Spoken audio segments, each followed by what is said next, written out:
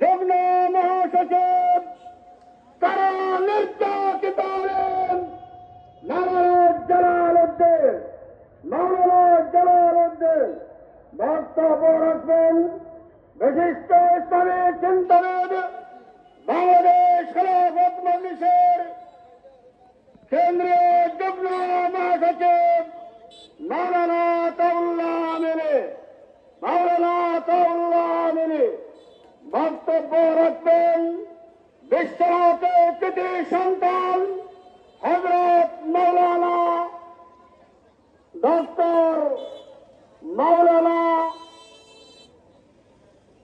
Lutfur Rahman Kasemi Hazrat Maulana doctor Lutfur Rahman Kasemi বক্তব্য রাখবেন বিশ্বনাথ উপজেলা খেলাফত মজলিসের এবং ছাত্র মজলিসের স্থানীয় নেতৃবৃন্দ। সম্মানিত উপস্থিতি,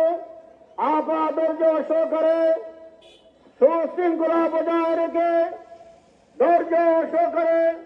মাহফিলের সৌন্দর্য রক্ষার জন্য সবাই